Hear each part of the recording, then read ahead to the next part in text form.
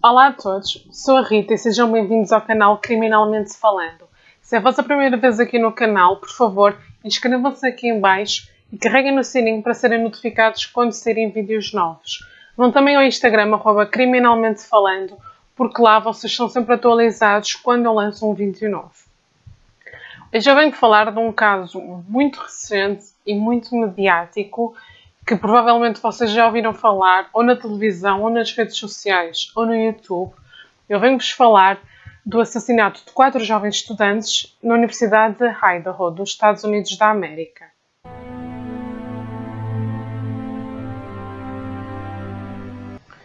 Trazer este vídeo não foi muito fácil por 2 razões. Primeiro, isto como está a ser um caso tão mediático e tão conhecido a nível mundial, na internet, sobretudo no TikTok, que é onde eu acompanho mais, aparece muita gente que de simples rumor, de simples especulação, eles criam teorias e dizem que aquilo é verdade e começam a espalhar aquilo e as pessoas começam a acreditar que aquilo que as pessoas estão a dizer como simples teoria da suposição é a verdade.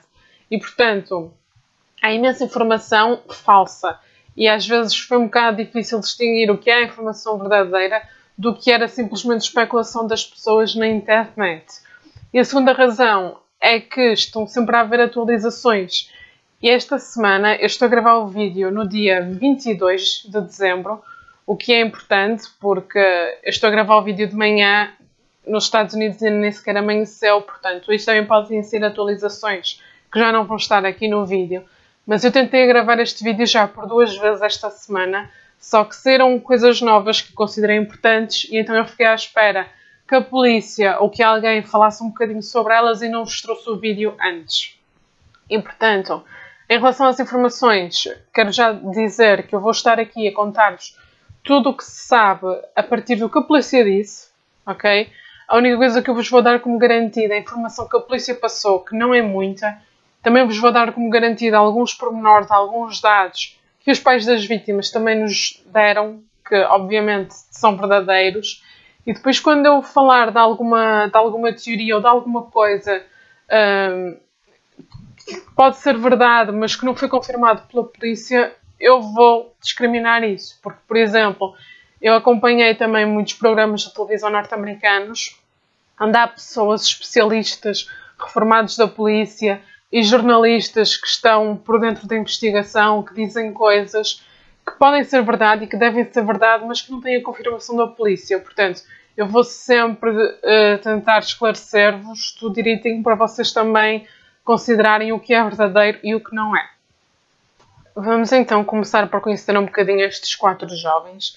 E antes de mais, quero dizer que posso estar a pronunciar os nomes incorretamente ou os nomes das fraternidades e das cidades. São muitos nomes diferentes e pouco usuais para mim e, portanto, se eu disser alguma coisa de maneira errada, peço que compreendam. Portanto, vamos então conhecer estes 4 jovens que eram Madison Mogen, de 21 anos, Kaylee Gonçalves, de 21 anos, Xana Kernodle, de 20 anos e Ethan Chapin, de 20 anos. A Madison estava no último ano para concluir a graduação em marketing. Ela era da cidade de Coeur d'Alene, no estado de Idaho, e ela fazia parte da fraternidade Pi Beta Phi. A Madison era também das melhores alunas da universidade, ela estava sempre no quadro de honra. A Kaylee era de Random, ela estava no último ano da licenciatura em Estudos Gerais, ia ser professora primária. Na verdade, a Kaylee estava a poucos dias de se graduar, a formatura dela ia ser agora no passado dia 10 de dezembro. E ela fazia parte da fraternidade Alpha Pi. A Xana era de Post Falls e ela estava no meio do curso de marketing e fazia parte da fraternidade Pi Beta Phi, assim como a Madison. E o Ethan era da cidade de Mount Vernon, no estado de Washington. Ele estava no primeiro ano do curso de Gestão de Lazer, Desporto e Turismo. Uma curiosidade sobre o Ethan era que ele era trigêmeo, com mais um rapaz e uma rapariga. Eles andavam os 3 na Universidade de Idaho e ele fazia parte da fraternidade Sigma Chi. Todos estes 4 jovens eram os típicos jovens universitários norte-americanos, super sociais, super populares, davam-se bem com toda a gente e toda a gente falava bem deles, as próprias famílias falam que eles eram pessoas divertidas, pessoas carismáticas, pessoas que realmente se davam bem com toda a gente e que ajudavam um amigo. Agora, qual era a ligação entre estas 4 vítimas? A Kaylee e a Maddie eram basicamente amigas desde o 6º ano. Elas conheceram-se no 6º ano e desde aí foram melhores amigas inseparáveis. A Maddie e a Xana trabalhavam juntas num restaurante, Mad Greek, também na cidade de Moscow, na cidade onde elas moravam, isto para além de fazerem parte da mesma fraternidade, como eu já tinha dito. E o Ethan e a Xana eram namorados. E, portanto, a Kaylee, a Maddie e a Xana moravam juntas numa casa fora do campus da universidade com mais 2 raparigas, a Dylan Mortensen e a Bethany Funk. Elas moravam as 5 numa casa, como eu já disse, fora do campus da universidade, e o Ethan, como namorado da Xana, ocasionalmente ficava lá a dormir. Então, como é que era esta casa? Esta casa tinha 3 andares, 6 quartos e 3 casas de banho. O primeiro andar, que eu vou considerar como a cave, porque a casa tem uma estrutura um bocado esquisita, ela parece que tem 2 casas coladas, porque na verdade foi isso que aconteceu. Havia uma casa antiga que só tinha um andar e depois reformaram aquilo e criaram mais 2 andares, só que a casa tinha assim tipo uma colina, e então aqui estava o primeiro andar e depois na colina ficaram os outros 2. Portanto, a casa tem uma estrutura assim um bocado estranha, e eu vou considerar o primeiro andar a cave, que portanto tinha 2 quartos onde dormiam a Dylan e a Bethany, e tinha uma casa de banho e tinha uma pequena entrada, porque aquele andar também tinha uma saída para a rua, mas não era considerada a saída principal da casa. Depois dali havia umas escadas para o 2º andar, que na verdade eu vou considerar o primeiro andar. Portanto, temos a cave, temos o primeiro andar, que é onde tinha a entrada principal que eles usavam, que era uma porta de correr, e tinha lá as áreas comuns da casa, como a cozinha e a sala, e tinha 2 quartos, o quarto da Xana e um quarto que estava desocupado. Houve pessoas que disseram que estava assim ocupado, mas que essa rapariga não estava lá, mas eu acho que não, porque elas eram muito ativas nas redes sociais e sempre só haviam aquelas 5 raparigas. Inclusive no dia 17 de agosto, a Maddie pôs uma foto nas suas redes sociais a apresentar as colegas de casa, e eram as 5, portanto acho que só há mesmo 5 raparigas a morar naquela casa. Portanto, aquele primeiro andar é onde havia as áreas comuns da casa e o quarto da Xana. Depois havia umas escadas para o 2º andar, onde havia o quarto da Kaylee, que inclusive tinha acesso a uma varanda, o quarto da Maddie e uma casa de banho comum. Portanto, era esta a estrutura da casa, moravam ali estas 5 jovens, e o Ethan, eu não consegui descobrir onde é que ele morava. Eu vi uma pessoa a falar num programa de televisão que ele morava na sua fraternidade, Sigma Chi, que por sinal até fica muito perto da casa das raparigas, mas não encontrei confirmação. Também não é muito relevante para a história, o que importa é que ele ocasionalmente ficava lá a dormir e foi o que aconteceu naquela noite. Outra coisa importante de salientar é que quando isto tudo aconteceu, e a polícia sempre mencionou, ou sempre deu a entender, que naquela casa moravam as 5 jovens, e sim, moravam, só que há muita gente que diz que na altura do crime a Kaylee já não morava lá. Como a Kaylee estava praticamente formada, estava há poucos dias da sua formatura oficial, há pessoas, inclusive nas televisões norte-americanas, que mencionaram que a Kaylee já não morava lá, já tinha saído de lá, mas que foi simplesmente passar lá aquele fim de semana para estar com os amigos e sobretudo com a melhor amiga, com a Maddie. Eu acho que isto pode ser importante para a investigação, mas obviamente que nesta altura a polícia sabe exatamente se ela morava ou não lá. Eu nunca ouvi a família a falar sobre isto, a dizer se ela morava lá ainda ou não. A única coisa que eu ouvi a irmã dela a dizer é que ela estava muito feliz porque ela já tinha praticamente um emprego garantido, que eu acho que até era noutro estado, não era no estado de Idaho, e ela estava muito feliz e muito entusiasmada por aquela nova fase da vida dela. Mas nunca mencionou se ela ainda morava ou não naquela casa. Mas de qualquer das maneiras, naquela noite dormiram lá as 5 raparigas e o Ethan. Portanto, é isto que vale a pena considerar, porque é isto que sabemos verdadeiramente. Que aquelas 6 pessoas estavam a dormir naquela casa, naquela noite. Ora, que noite é esta? Esta é a noite de 12 para 13 de novembro de 2022. Era um sábado à noite, de sábado para domingo, e então aqueles jovens decidiram todos ir sair, irem à vidinha deles. A Dylan e a Bethany saíram separadamente, com grupos de amigos. Depois, o Ethan e a Xana saíram juntos. Eles foram a uma festa na fraternidade do Ethan, que, como eu já disse, ficava relativamente perto da casa delas. Eles estiveram lá. Eu acho que foi uma jornalista com ligações à investigação no Dr. Phil, a dizer que nessa festa o Ethan teve algum desentendimento verbal com alguém, mas ninguém da polícia confirma isso. Portanto, não tenho a certeza. O que sabemos, o que a polícia sabe, é que por volta das 9 da noite o Ethan e a Xana saíram dessa festa e depois só chegaram a casa às 1h45. E ainda hoje, pelo menos para o público, é um mistério onde é que o Ethan e a Xana estiveram desde as 9 da noite até às 1h45 da manhã quando chegaram a casa. E a polícia já disse que estavam a tentar descobrir isso e que isso podia ser muito importante para a investigação. Saber onde é que eles estiveram, com quem é que eles falaram, se eventualmente tiveram algum desentendimento com alguém. E a polícia ainda estava a investigar isso, não sabemos se já sabe alguma coisa. Publicamente ainda não disseram nada. Em relação à Madison e à Kaylee, aqui já há muita informação. Portanto, a Madison e a Kaylee também saíram juntas. Elas foram até a um bar da Cornet Club, que fica no centro de Moscow. Estiveram lá no bar e elas terão saído do bar mais ou menos por volta de 1h30 da manhã e caminharam a pé até uma relote, onde foram comer qualquer coisa. E, portanto, durante esse caminho a pé que elas fizeram, desde o bar até à relote, há uma pequena imagem de videovigilância de uma loja para a rua que foi divulgada agora, no dia 18 ou 19, foi um dos motivos por qual eu me atrasei a trazer o vídeo. Basicamente, elas aparecem as duas a falar com um rapaz, ou melhor, a caminhar, os três a caminhar, e a Kaylee pergunta à Maddie: o que é que disseste ao Adam? E a Maddie diz: eu disse ao Adam tudo.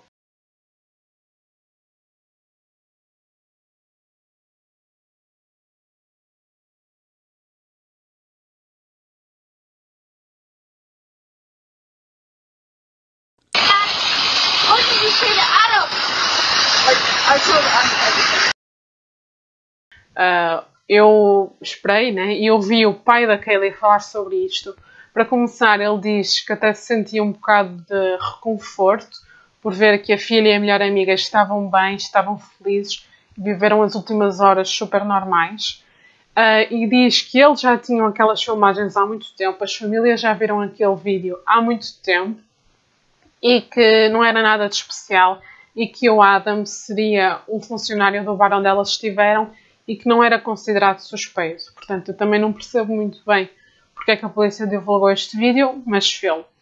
E depois então as jovens chegaram a essa relote e aí sim também é uma gravação de 10 minutos que foi logo divulgada nos dias a seguir ao crime, onde elas estão lá a pedir a comida e depois aguardam mais ou menos aqueles 10 minutos pela comida, ver se elas interagirem entre elas, interagirem com outras pessoas.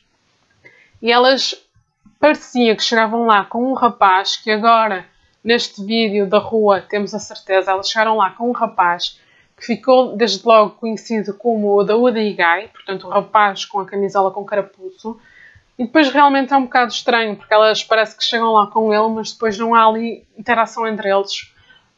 E elas estão ali a pedir a comida e a esperar pela comida e a falar, e elas inclusive reencontram outras pessoas que cumprimentam.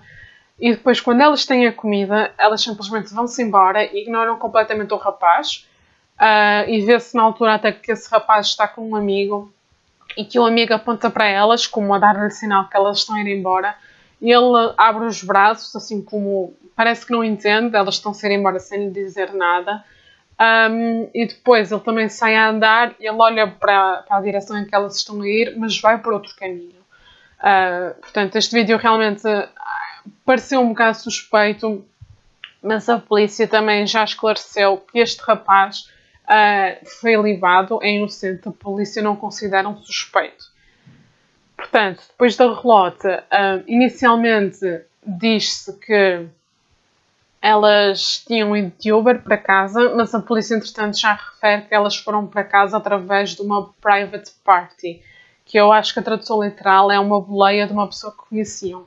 Acho que é isso que significa. Portanto, elas depois apanharam uma boleia de uma pessoa amiga para casa.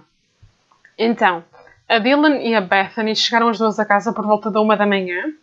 A Xana e o Ethan, como eu já disse, chegaram a 1h45.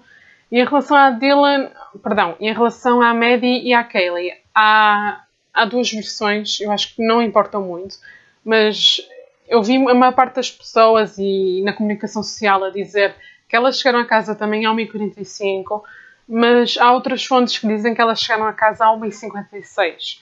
Mas eu acho que não é muito relevante, portanto, às 2 da manhã os 6 jovens já estavam em casa.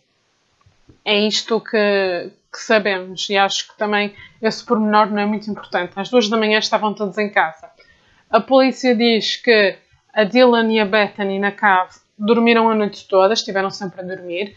O Ethan e a Xana provavelmente também chegaram a casa e foram dormir.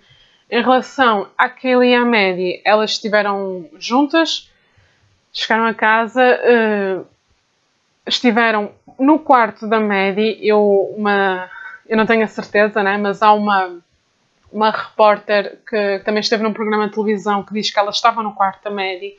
Portanto, as duas raparigas estiveram no quarto da Maddie e estavam as duas juntas e estiveram cerca de 1 hora ainda acordadas. E elas fizeram muitas chamadas do telemóvel da Kaylee para o ex-namorado dela. A Kaylee tinha um ex-namorado, o Jack. Segundo o que se disse, eles acabaram amigavelmente. Aliás, a família até diz que sim, acabaram amigavelmente e que se calhar a ruptura nem era definitiva. E para além disso, eles partilhavam um cão. Eles tinham os dois um cãozinho em comum. E então a Kaylee tentou ligar muitas vezes para o ex-namorado, para o Jack, e ele não atendeu. Então a Maddie tentou ligar muitas vezes para o Jack e ele não atendeu. E depois a Kaylee tentou fazer mais uma chamada, ele não atendeu. E então quase às 3 da manhã elas desistiram e foram dormir. E estas são as últimas informações que temos, provavelmente os últimos momentos de vida destas raparigas. Portanto, às 3 da manhã, aparentemente está toda a gente a dormir naquela casa. E na manhã seguinte, quase ao meio-dia, acho que faltavam 2 minutos para o meio-dia, quando a polícia de Moscow recebe uma chamada para uma pessoa inconsciente naquela casa. Quando a polícia lá chega, encontra 4 jovens brutalmente esfaqueados num cenário horrível e infelizmente os 4 jovens já estavam mortos. Então, quando a polícia descobriu aquele cenário, montou-se logo ali um circo policial enorme. A Universidade de Idaho até emitiu um alerta de recolher obrigatório para todos os estudantes, mas poucas horas depois esse alerta foi levantado porque a polícia considerava que não haveria perigo dessa pessoa ainda estar ali, da pessoa responsável por aquilo. E então, quando a polícia fez a identificação dos 4 corpos, como sendo a Kaylee, a Maddie, a Xana e o Ethan, eles falaram pela primeira vez à comunicação social. E a única coisa que disseram foi realmente que tinham recebido uma chamada para uma pessoa inconsciente e que quando chegaram lá, que viram aquele cenário todo. As pessoas começaram logo a estranhar muito como é que se faz uma chamada para uma pessoa inconsciente quando na verdade não há uma pessoa inconsciente naquela casa. Há 4 pessoas brutalmente assassinadas. A própria polícia diz que é um cenário muito complicado, um cenário completamente macabro, repleto de sangue. A própria médica legista que esteve lá no local e que depois fez a autópsia aos corpos diz que foi o pior cenário que ela já viu em décadas de experiência. Há até uma imagem muito significativa e um pouco difícil da parte de trás da casa, né, da parte de fora da casa, do quarto da Xana, onde se vê sangue a escorrer. Portanto, podemos imaginar realmente a brutalidade daquele cenário e, portanto, toda a gente achou muito estranho haver uma chamada para uma pessoa inconsciente. E, aos poucos, a polícia foi revelando mais pormenores sobre esta chamada.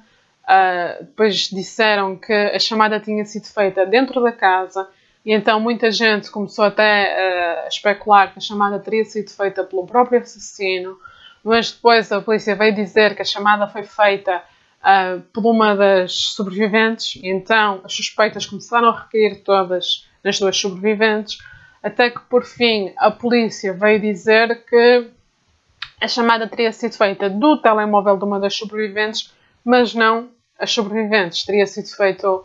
O que eles deram a entender foi que havia alguém consciente na casa e pelo menos uma das sobreviventes chamou amigos que estiveram lá em casa e então ali é que decidiram chamar ajuda, chamar a polícia e a emergência. E que então foram esses amigos que falaram com a polícia, inclusive é que o telemóvel terá passado por muita gente.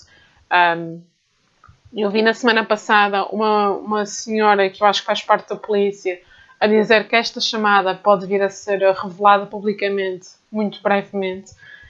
E eu espero que sim, porque isto é tudo um quebra-cabeças muito grande, muito estranho. Eu tenho uma teoria, que mais à frente vou-vos contar, de como é que eu acho que isto tudo aconteceu, mas é isto que nós sabemos. E foi assim que a polícia descobriu estes 4 jovens. E, portanto, como acho que já deu para entender, a Dylan e a Bethany ficaram completamente ilesas e, segundo a polícia, dormiram durante toda a noite, né? Portanto, não deram conta de nada e escaparam ilesas a este evento macabro. O que dá a entender, e eu tenho praticamente a certeza, é que a polícia oculta muita informação, o que é completamente compreensível, né? Porque estão a proteger a investigação, está uma investigação a decorrer. Portanto, é normal que eles não revelem os seus trunfos, não revelem a investigação toda, até porque eles, ao revelarem a investigação ao público, estão basicamente a revelar a investigação ao criminoso, ao culpado. E, portanto, há muitas coisas que nós não vamos compreender bem ainda. Em relação às autópsias feitas aos 4 jovens, o que foi revelado ao público também foi pouca coisa. Foi que realmente eles morreram devido a todas aquelas facadas que eles levaram. A arma do crime, então, foi uma faca, mas não foi uma faca de cozinha. A polícia diz que foi provavelmente uma faca do estilo Rambo, portanto uma faca maior. Diz que não houve abusos íntimos, ninguém sofreu nenhum tipo de abusos. E também que provavelmente os 4 jovens estariam a dormir quando foram atacados. Os exames toxicológicos demoram sempre um bocadinho mais. A polícia não considera isso muito relevante para o que aconteceu naquela noite, mas obviamente é provável que eles tivessem pelo menos alguma embriaguez, né? Que eles foram sair, devem ter bebido, nem que tenha sido uma cerveja ou uma vodka, e portanto aqueles 4 jovens teriam pelo menos algum nível de álcool no sangue, mas a polícia não considera isso minimamente relevante para a investigação. Portanto, nesta altura, publicamente ainda não havia suspeitos, a polícia ilibou aquele rapaz da relote com a camisola com carapuço, a polícia ilibou o ex-namorado da Kaylee, o Jack, e a polícia ilibou a Dylan e a Bethany, assim como todos os amigos que estavam com elas quando a chamada foi feita.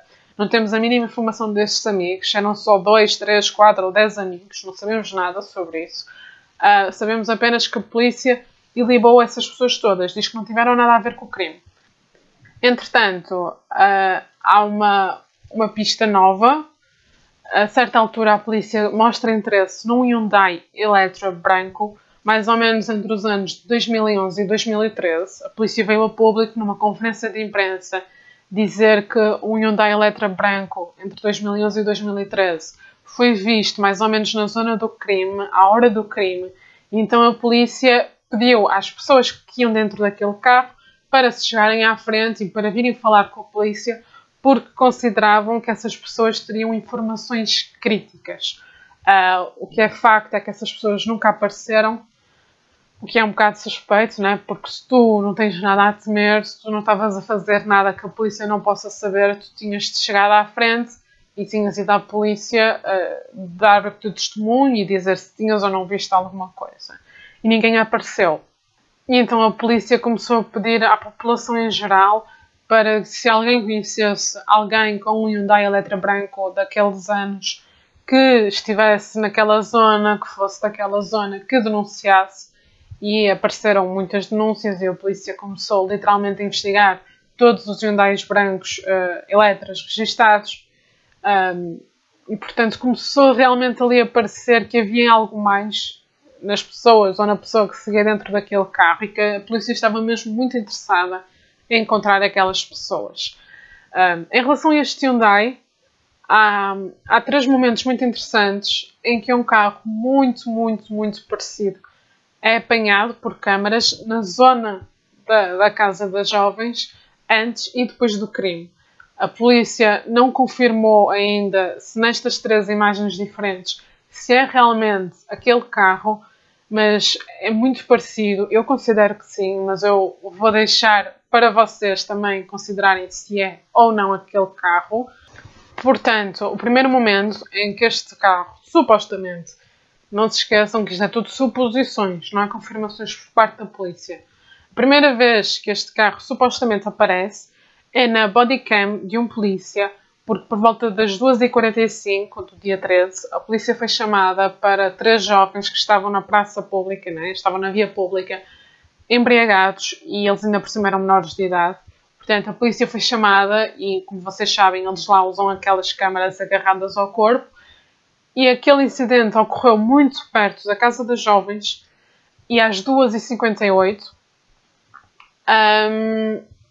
é vista passar um carro que é muito parecido. Aliás, eu vi num programa de televisão um rapaz que percebe disso e ele sobrepôs um Hyundai Elantra branco àquela imagem parada do carro a passar e é praticamente, eu acho que é o mesmo carro, mas não posso confirmar. A única coisa que não se tem a certeza é da cor, porque era de noite, mas parece muito, muito, muito aquele carro.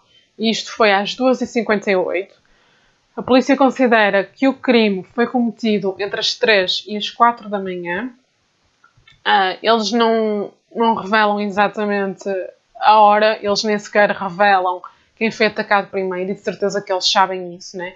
A hora em que eles foram atacados, quem foi atacado primeiro, a polícia não revela nada disso, mas revelam apenas que o crime foi cometido das 3 e as 4 da manhã e, portanto, às 2h58, este carro, alegadamente suspeito, aparece muito perto da casa. O segundo momento é num posto de gasolina. Para vos tentar localizar, há uma estrada principal na cidade de Moscow, basicamente onde todas as estradas vão dar àquela estrada, é tipo uma avenida, a rua principal. Eu acho que a maior parte das cidades grandes tem esse tipo de ruas. Aqui no Porto, por exemplo, é a estrada da circunvalação, onde todos os caminhos vão dar àquela estrada. E, portanto, em Moscow também havia uma estrada principal e depois uma estrada que ia dar à universidade e ao campus e à casa das raparigas. E, portanto, no cruzamento entre essa rua e a estrada principal havia um posto de gasolina. Há um posto de gasolina.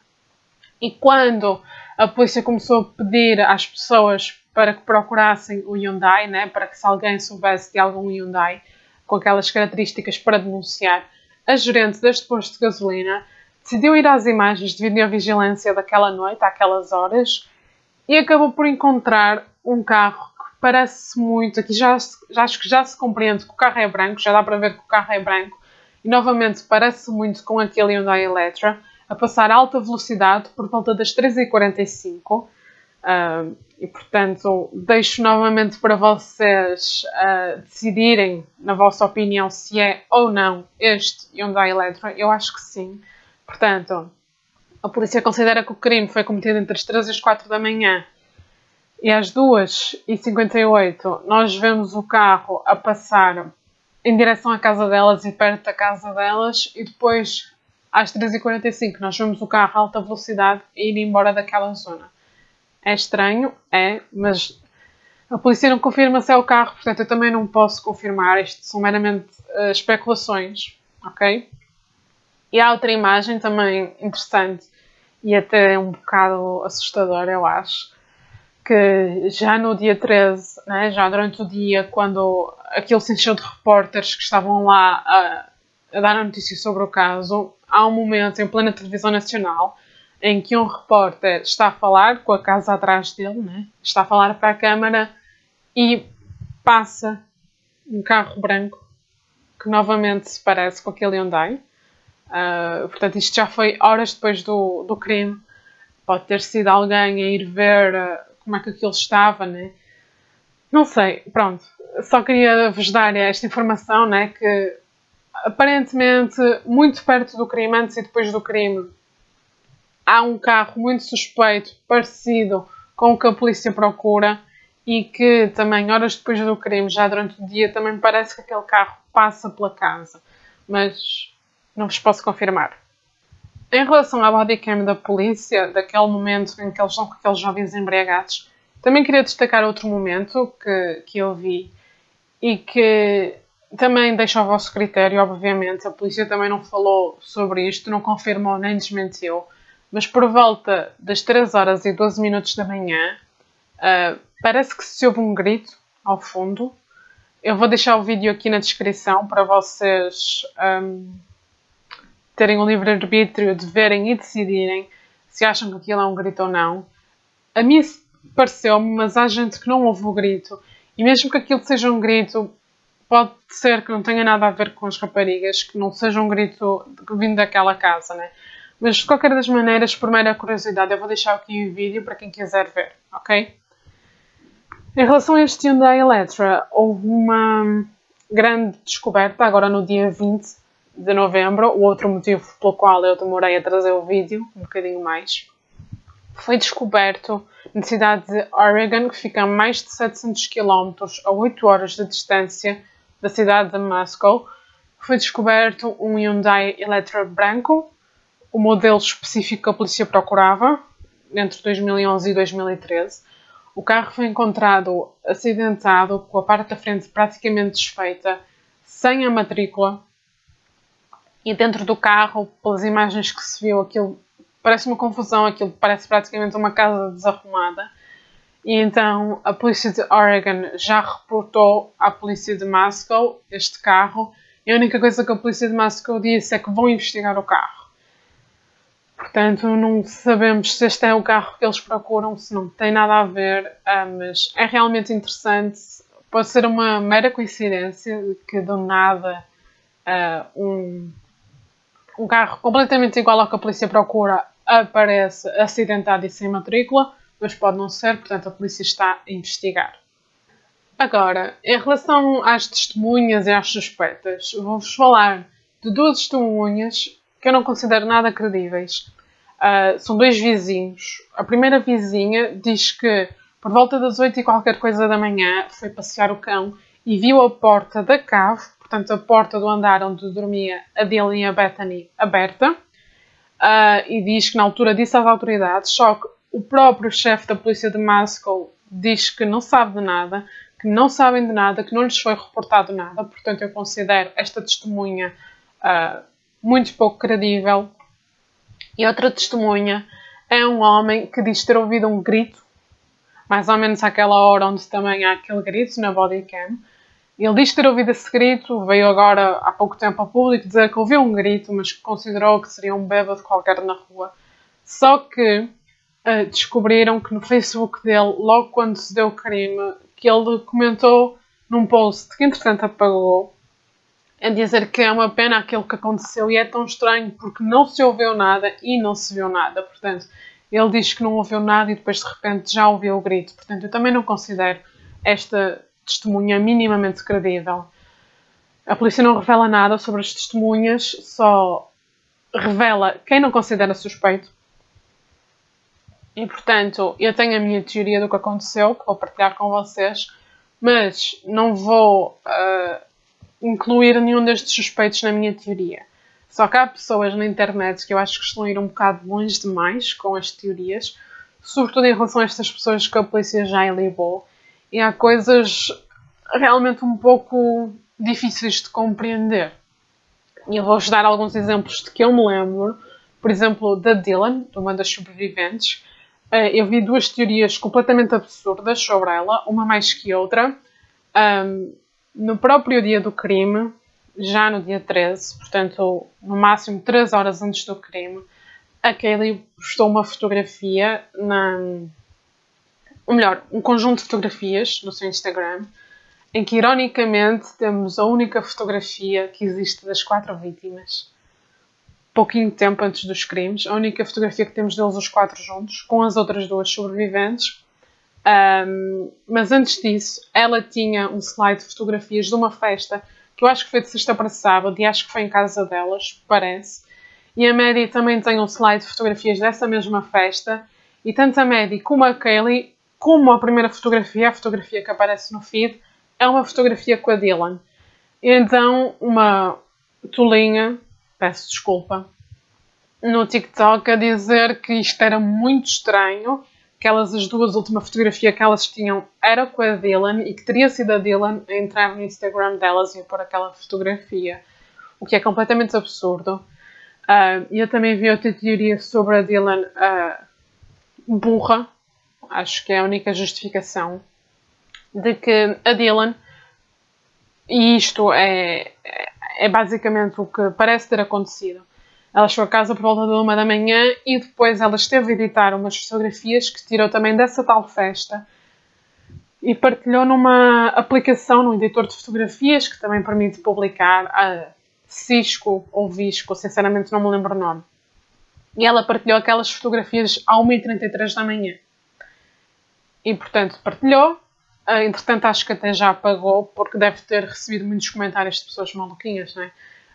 Mas partilhou essas fotografias e houve uma Sherlock Holmes super entendida no assunto, que estava noutro estado, com outro fuso horário completamente diferente, ou melhor, com mais 2 horas, né? Um fuso horário com mais 2 horas. E então, ela viu aquilo e viu que a Dylan, no fuso horário dela, né, tinha partilhado aquelas fotografias às 3h33 da manhã. Portanto, a polícia diz que o crime aconteceu entre as 3 e as 4 da manhã. E às 3h33, quando a Dylan supostamente estava a dormir, estava acordada. E então essa pessoa começou logo a teorizar que a Dylan não estava a dormir e que, portanto, era culpada ou pelo menos era cúmplice. Quando apenas era uma questão de fusos horários. Porque a Dylan postou aquelas fotografias à 1h33. Portanto, as pessoas têm realmente de pensar um bocado antes de vir a público com estas teorias absurdas. Há uma teoria também eu considero um bocado triste em relação ao namorado da Maddie. A Maddie tinha um namorado, sabe-se pouco publicamente sobre a relação, mas aparentemente estavam-se muito bem. Aliás, poucos dias depois do crime, era o feriado do Dia da Ação de Graças, que é muito festejado lá nos Estados Unidos, e a Maddie até ia passar esse feriado com a família do namorado, e portanto, pelo que até já descobrimos, o namorado da Maddie estava também, foi sair com amigos, não teve nada a ver com o crime, a polícia não o considerou também um suspeito, nem um potencial suspeito.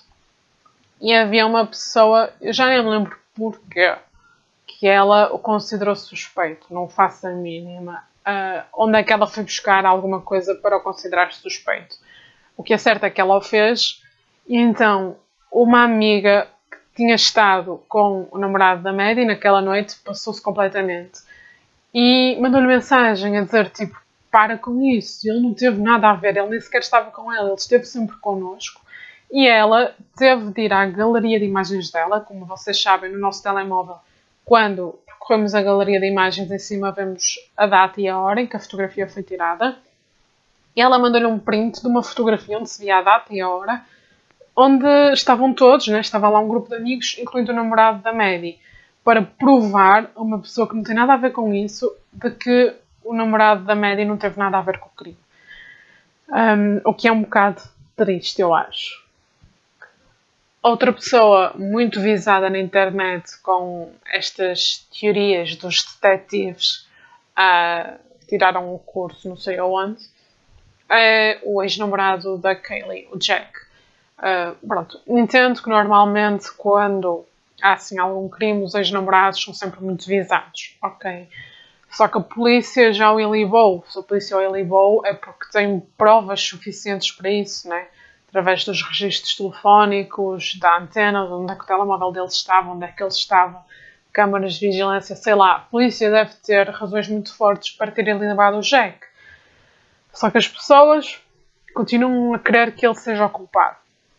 E eu vi uma teoria no TikTok tão absurda, tão absurda, tão absurda, que primeiro eu tive de comentar e segundo tenho de vos trazer aqui, que era uma teoria de uma Sherlock Holmes qualquer que simplesmente foi no Instagram da Kaylee e viu que ela não seguia o ex-namorado, o Jack.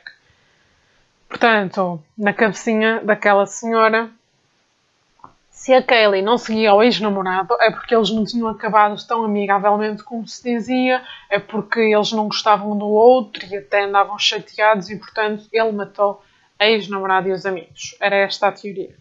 Com base numa pessoa não seguir a outra no Instagram.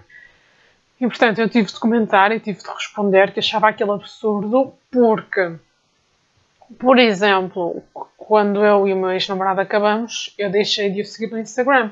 Não porque ele era má pessoa, não porque ele era mau para mim ou que eu tinha medo que ele me fizesse alguma coisa, mas simplesmente porque me doía ver coisas dele. Eu não gostava de ver fotografias dele, de o ver ir sair com os amigos e ir se divertir. Eu não gostava, magoava-me um bocadinho. Foi por isso que eu deixei de seguir. E hoje até nos damos bem. E hoje até o sigo no Instagram, mas naquele momento não conseguia. Foi difícil e então deixei de o seguir simplesmente por causa disso. E é provavelmente o que a maior parte das pessoas fazem. Certo? Eu acho. De qualquer das maneiras, eu acho que é uma teoria absurda, simplesmente porque uma ex-namorada deixou de seguir o ex-namorado pronto, teve ligação ao facto dele a matar. Não, acho isso completamente absurdo. Mas ontem vi outra teoria no YouTube, que vou deixar também o vídeo aqui na descrição, porque é um vídeo um bocado longo, que eu nem sequer vi todo. Uma coisa, sim, se calhar é um bocadinho estranha, mas também acho que não tem nada a ver, porque senão a polícia já tinha feito qualquer coisa. Estavam 3 rapazes a comentar, um a mostrar uma teoria, os outros 2 também a comentar, via Zoom ou algo assim. Então, eles descobriram a casa onde mora o Jack, com a família. Eu acho que até é perigoso, que eles nem sequer deviam estar a partilhar aquilo, não é? Porque há pessoas tolinhas que podem ir lá à casa. Mas pronto, descobriram e dizem, que eu também não sabia, mas que o Jack supostamente estava em casa dos pais na hora do crime. E que descobriram o trabalho do pai do Jack, que fica praticamente na mesma rua, eu acho, a cerca de 4 quarteirões de distância da casa. Ele trabalha numa escola, descobriram isso, foram ao site da escola e descobriram a fotografia do pai do Jack, que é professor na escola, e depois há realmente uma coincidência muito grande. Eles vão ao Google Maps, eles metem o bonequinho da Street View em frente à escola, e do outro lado da rua está um Hyundai Elantra branco. Exatamente como o que a polícia procurava.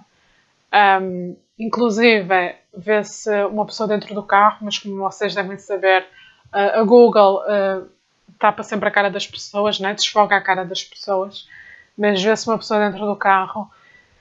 É realmente uma coincidência muito grande. Eu acho que se o Jack ou a família tivessem um Hyundai Elantra branco, que se saberia, né? Que a polícia já tinha descoberto isso há muito tempo.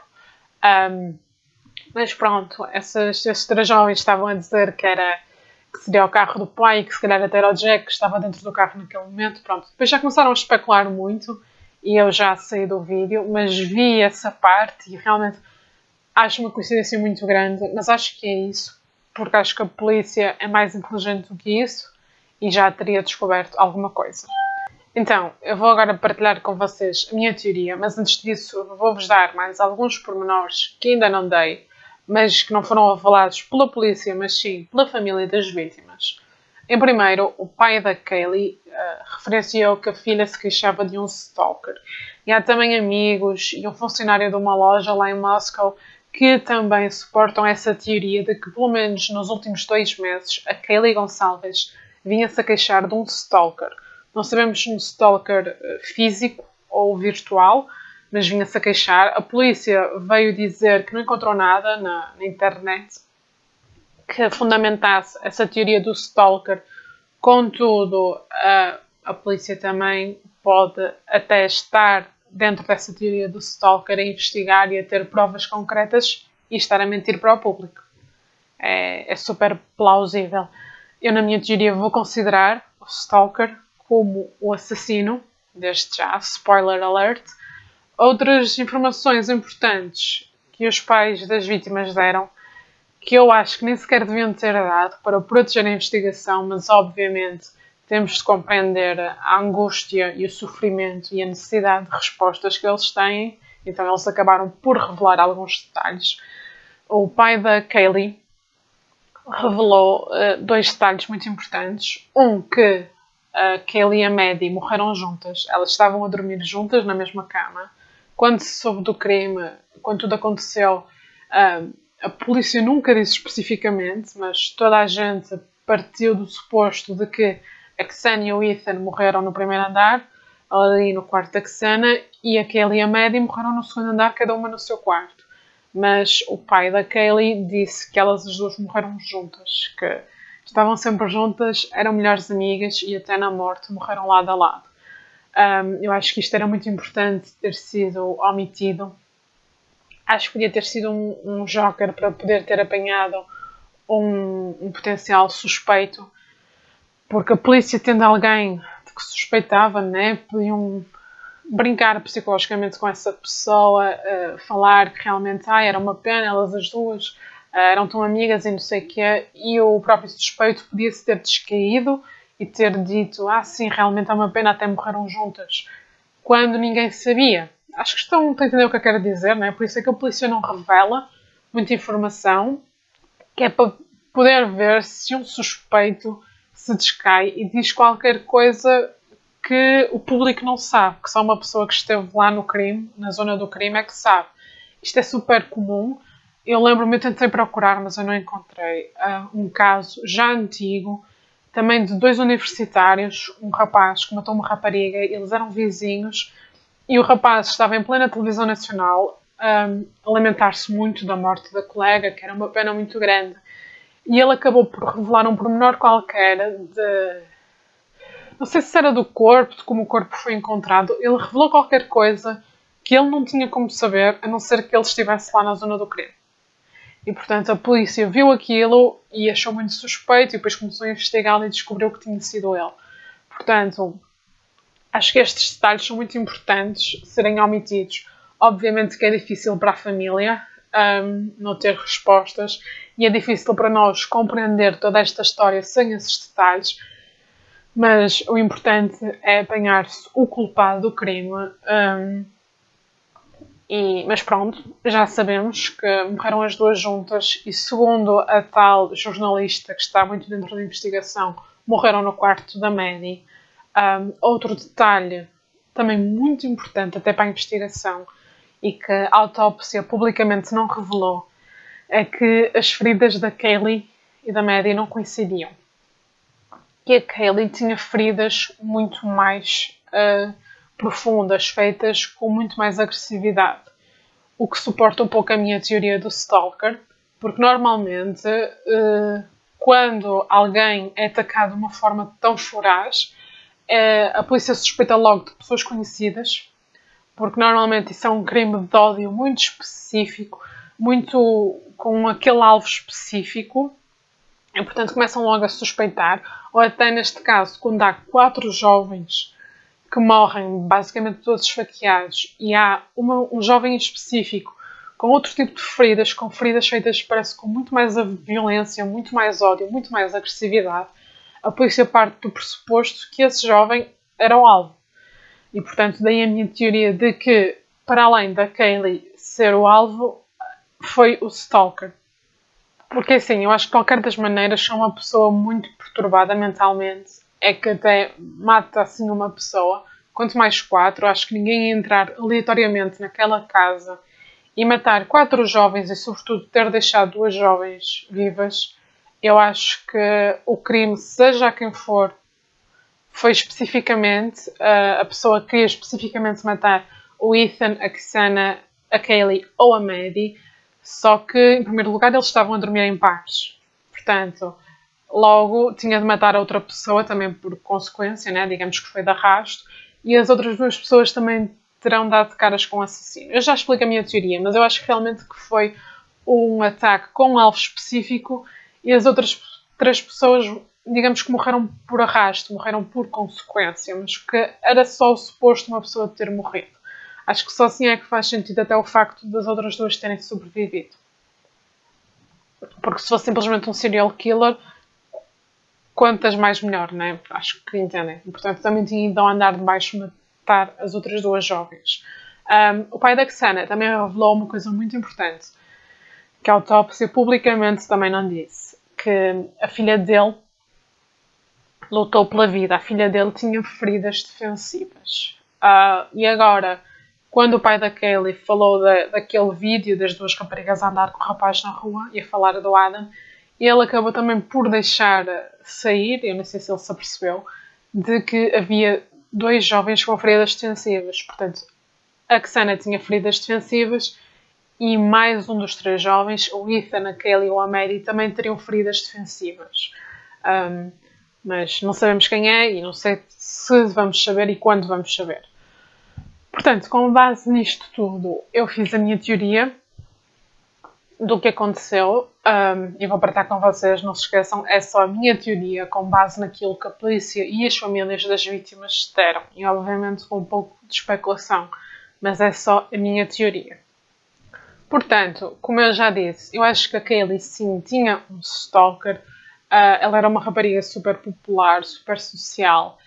Eu acho que o stalker podia ser online, mas também era uma pessoa que era ali da zona, que se calhar até era da universidade, que a conhecia, que era de Moscow, que estava em Moscow. E, por exemplo, a casa delas era uma casa também onde se davam muitas festas, uma casa muito popular.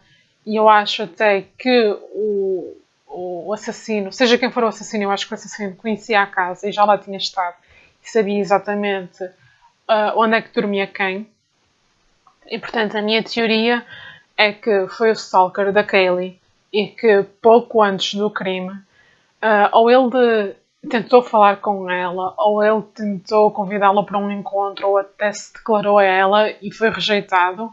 Eu acho que pela personalidade dela, ela até pode ter tentado rejeitar assim de uma forma carinhosa, de uma forma simpática, mas o stalker levou aquilo muito a peito. Nós sabemos como é que há mentes muito perturbadas. Por exemplo, aqui em Portugal, todos os anos e este ano, a quantidade de mulheres que morrem pela mão dos maridos ou dos namorados é brutal e é sempre a mesma história. Se tu não és minha, não és de mais ninguém. Portanto, eu acho que o stalker tinha este pensamento. Se ela não é minha, ela não é de mais ninguém. E depois é muito importante o facto de ela morando ou não ainda na casa, os dias dela em Moscow estavam a acabar. Portanto, ou ela morava ainda lá ou não, mas de qualquer das maneiras, os dias dela em Moscow estavam a acabar.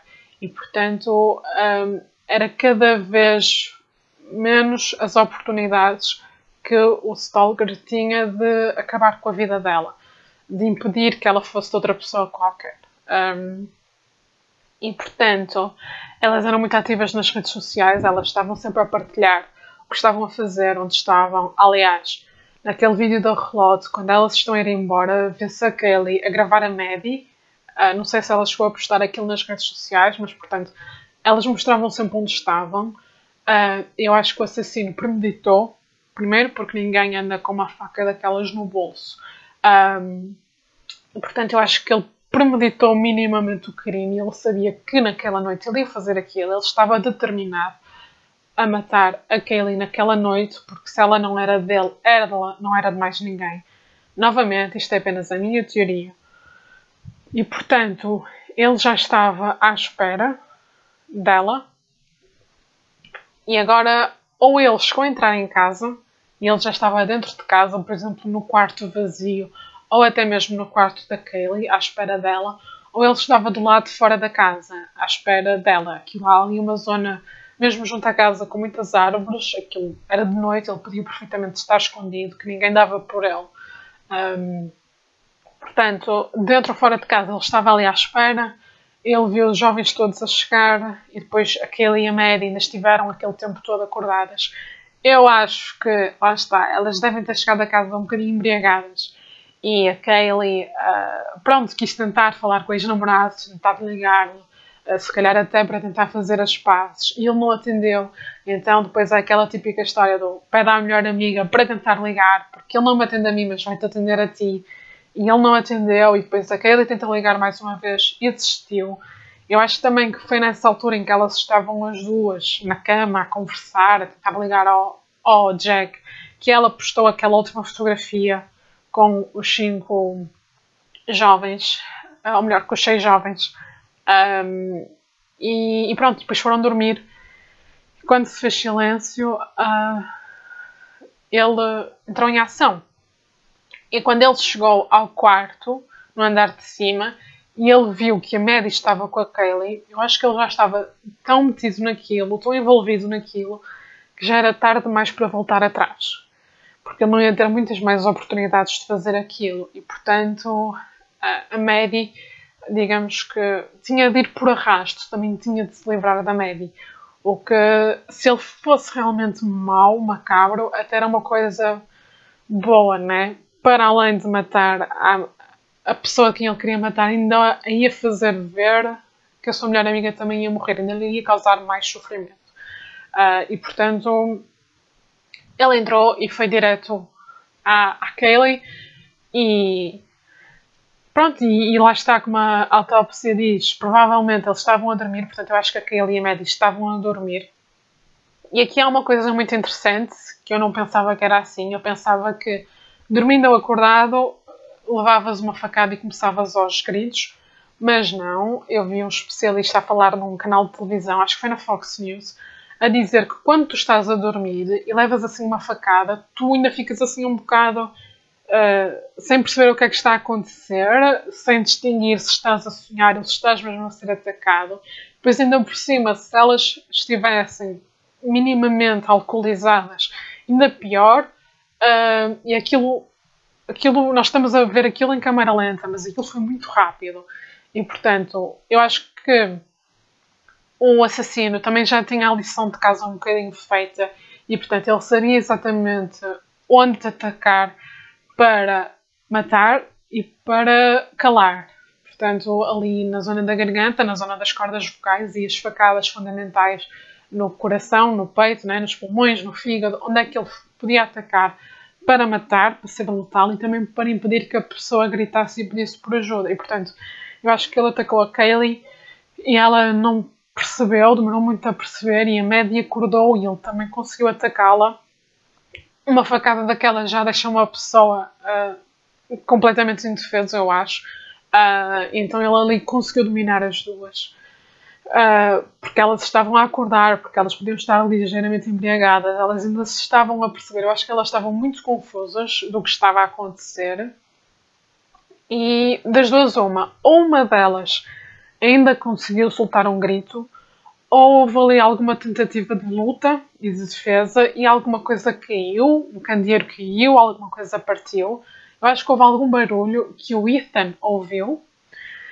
E, portanto, o Ethan ouve um barulho e vai ver o que é que se passa e dá de caras literalmente com o assassino. E, portanto, novamente, o assassino não tem outro remédio senão matar o Ethan para o calar. E é aí, quando ele está a atacar o Ethan, que a Xana acorda. E eu acho que as feridas da Xana, e parte-me o coração, mas eu acho que as feridas da Xana foi não tanto para a defender, mas para defender o namorado. Eu acho que ela, quando viu um homem a esfaquear o Ethan, ela saltou para cima e tentou defendê-lo e também acabou a ser atacada e a ser morta.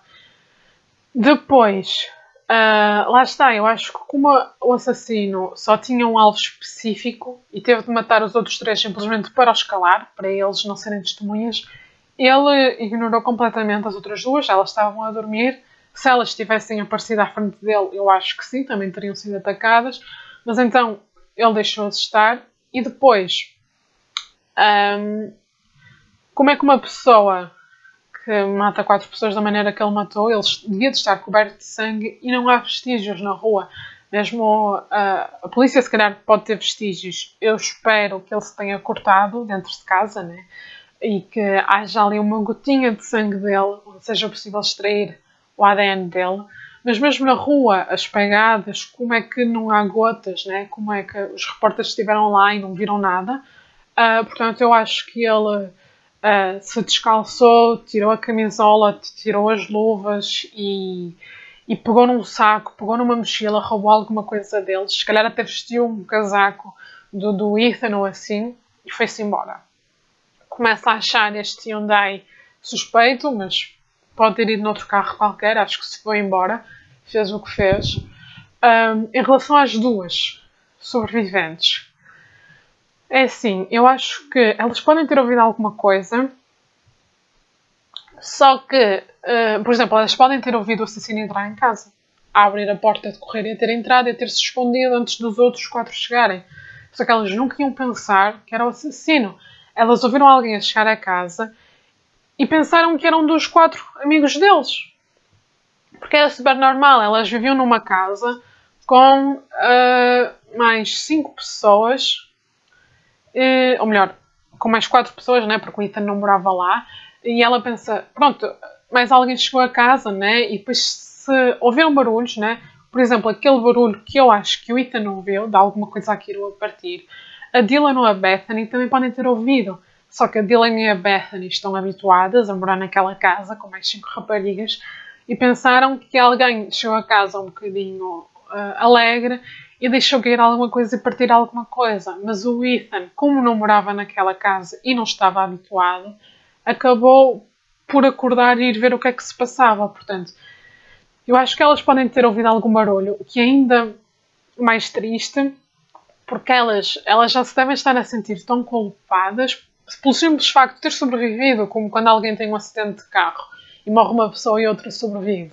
A outra também fica sempre com aquele peso na consciência de ter sobrevivido. E depois, se elas ainda ouviram alguma coisa, se elas ouviram o assassino chegar a casa, ou se elas ouviram um dos seus colegas a ser mortos e não ignoraram completamente, porque o último crime que tinha havido naquela cidade, o último homicídio, tinha sido há quase 10 anos atrás. E antes de nós julgarmos as pessoas, nós temos de nos pôr no lugar delas.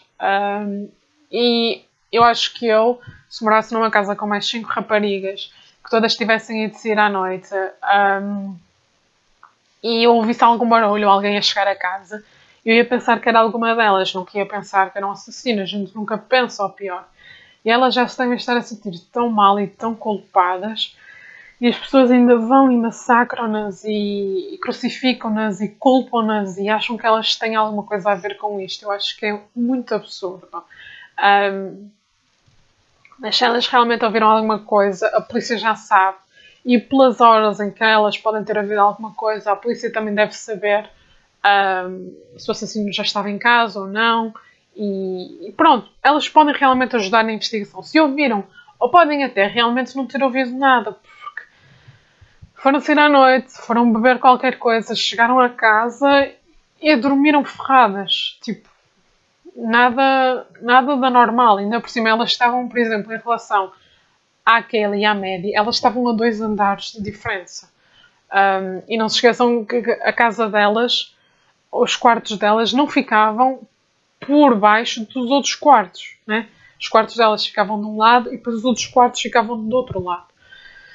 Portanto, se a polícia nos considera suspeitas, porquê é que nós vamos considerar? Quando eles têm tudo e mais alguma coisa para as poderem incriminar ou ilibar e nós não sabemos de nada. A única coisa que é estranha é realmente a chamada, mas eu também tenho uma teoria para isso. Uma teoria que nem sequer é minha, que eu roubei a alguém no TikTok. Mas acho que realmente faz muito sentido. E acho que a polícia, em breve, poderá desvendar este mistério. Eu acho que, lá está, quase ao meio-dia, uma das raparigas acordou. E como nós fazemos sempre, pegamos no nosso telemóvel, vamos ver as nossas redes sociais. A rapariga acordou, pegou no telemóvel e foi ao andar de cima, ao andar comum, para ir à cozinha. E viu, pelo menos o Ethan, viu alguma coisa, viu o sangue, viu o Ethan com aquelas feridas abertas e saiu disparada pela porta. E aquilo foi um choque tão grande que ela acabou por desmaiar. Portanto, ou a Dylan ou a Bethany. E depois ali na rua passaram jovens estudantes, né? Aquilo praticamente era uma zona universitária. Passaram jovens estudantes que podiam conhecê-la ou não e viram-na ali desmaiada e chamaram ajuda para uma pessoa desmaiada, para uma delas que tinha desmaiado ao ver aquilo. Outra teoria é que, por exemplo, uma delas subiu, viu aquilo, entrou em pânico e desceu outra vez as escadas para ir chamar a outra rapariga e acabou por desmaiar. E então a outra rapariga, a primeira coisa que faz, quando vem a amiga desmaiada, né, e com medo, que às vezes ela podia ter tomado alguma coisa que não devia e não queria chamar a polícia, né? Com medo, chama os amigos e os amigos, ao verem que ela não acorda, chamam a polícia. Portanto, eu acho que isto faz muito sentido. Nós estamos a divagar um bocado no cenário, mas eu acho que a polícia pode ter sido chamada assim para uma pessoa inconsciente, porque uma das duas sobreviventes pode ter desmaiado ao ter visto aquele cenário. E eu acho que brevemente a polícia vai desvendar alguma coisa sobre isto. Portanto, esta é a minha teoria. Pode estar completamente errada, pode estar meia certa, meia errada. A polícia nem sequer diz quem é que morreu primeiro, quem é que foi atacado primeiro, mas eu acho que houve um alvo dentro daquela casa e que o assassino se dirigiu ao alvo e que teve de matar os outros 3 porque eram testemunhas. Deixem também as vossas teorias, por favor. Eu espero que este caso se resolva rapidamente. Aliás, quando se soube do caso, eu pensei que ele ia ser resolvido muito rapidamente. Eu acho que só foi uma pessoa, já agora.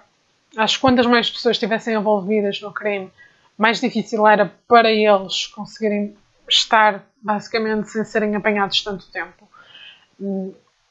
Mas eu acho que sim, eu acho que a polícia tem capacidade suficiente, ainda por cima com a ajuda do FBI, de ver, por exemplo, que telemóveis é que estavam conectados às antenas naquela zona.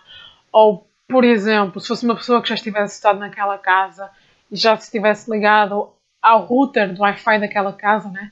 A polícia consegue ver quem é que estava, quais eram os telemóveis que estavam ligados àquele router naquelas horas. Eu acho que a polícia vai encontrar, tenho muita esperança que sim.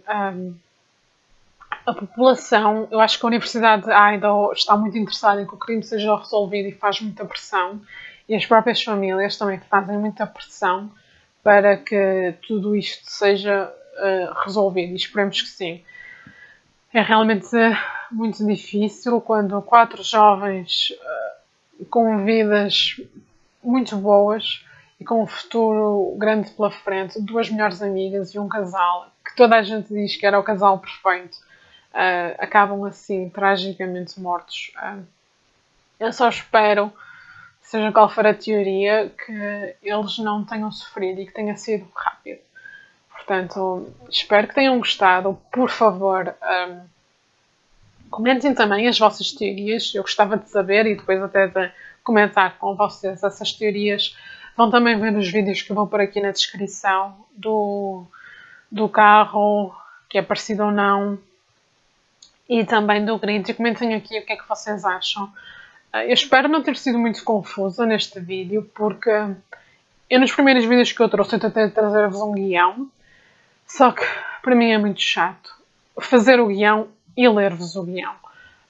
Então eu tenho adotado uma metodologia de estar basicamente aqui a falar com vocês. Eu obviamente tenho notas de tudo o que eu tenho de vos dizer e tenho datas específicas e tenho horas específicas que tenho de ler porque não sei de cor, mas basicamente estive aqui a falar com vocês, deixei a conversa fluir, sabia exatamente o que é que eu queria dizer e a ordem pela qual eu queria dizer. E espero não ter sido um pouco confusa se uma vez ou outra fui atrás buscar alguma coisa. Espero que tenham gostado. Novamente, sigam-me no Instagram, @criminalmentefalando, porque quando serem atualizações eu vou sempre agora partilhar lá essas atualizações do caso e vou também anotá-las. E quando houver atualizações suficientemente importantes para o caso e para a resolução do caso, eu trago-vos um vídeo de atualização, como fiz no caso da Gabi Petito, que acabei por trazer vários vídeos a atualizar-vos sobre o caso quando havia desenvolvimentos muito grandes. E estou a gravar este vídeo no dia 22, acho que não volto até ao Natal, portanto desejo a todos um bom Natal e um bom 2023 e vamos esperar que isto tudo seja resolvido muito depressa. Beijinhos.